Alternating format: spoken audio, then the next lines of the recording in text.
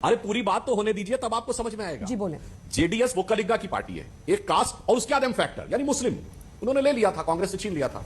वही उत्तर प्रदेश में M Y Yadav उन्होंने अपनी एक कास्ट ली, उसके बाद एम छीन लिया था कांग्रेस से। बिहार में लालू जी ने एम छीन लिया था कांग्रेस से, और ऐसे ही ममता जी ने एम छीन लिया था कांग्रेस से। सब तो कांग्रेस का हुआ करता था ना 25-30 साल पहले।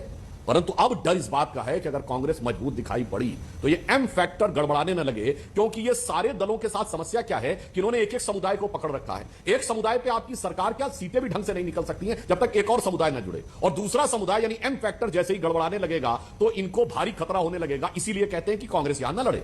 अब मानव जी से पूछिए, चलिए जो जहां मजबूत है, ममता जी ने कहा है अधीर रंजन चौधरी जी चुनाव जीत के आए, सीट छोड़ेंगे अधीर रंजन चौधरी जी के, वहां तो वो मजबूत है ना, तमाम विरोध के बावजूद वो जीत के आए, मगर नहीं छोड़ेंगे। दूसरा एम फैक्टर क्या है? मनी, यानी टारगेट है एम को मुस्लिम को बनाना है, फिर कुछ हजार रुपए की सहूलियत जनता को देनी है, फिर है एम फैक्टर मुफ्त, यानी कुछ हजार की सहूलियत देनी, फिर कुछ हजार करोड़ अंदर करने हैं। क्योंकि इसमें अगर आप देख लें तो ईमानदारी से कह दूं कि जदयू को छोड़कर बाकी कोई ऐसा दल नहीं है, और उड़ीसा में बीजेडी में जिस पर भ्रष्टाचार के गंभीर आरोप न हो।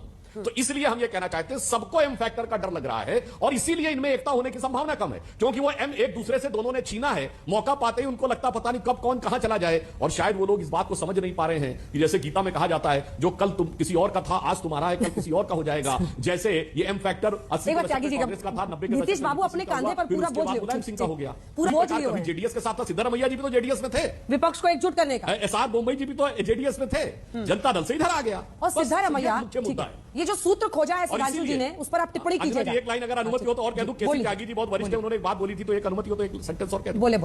केसी त्यागी जी ने 77 का याद दिलाया था। त्यागी जी, आप तो हम लोग से बहुत वरिष्ठ और राजनीति को बहुत देखे हुए हैं।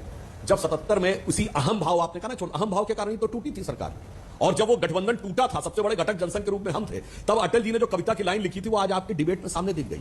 अटल जी की बड़ी प्रसिद्ध कविता थी ना, गीत नया गाता हूं, तो बाद में लिखी, पहले लिखा था गीत नहीं गाता हूं, क्योंकि जब जनता पार्टी गठबंधन टूटा तो उन्होंने एक लाइन लिखी थी, वो आज आप डिबेट में आप देखिए, बेनकाब चेहरे हैं, दाग बड़े गहरे हैं, टूटता तिलिस्म, आज सच से भय खाता हूं, गीत नहीं गाता हूं, गीत नहीं गाता हूं। देखिए तिलिस्म आपकी ही डिबेट में टूटता हुआ नजर आ रहा है। ठीक है।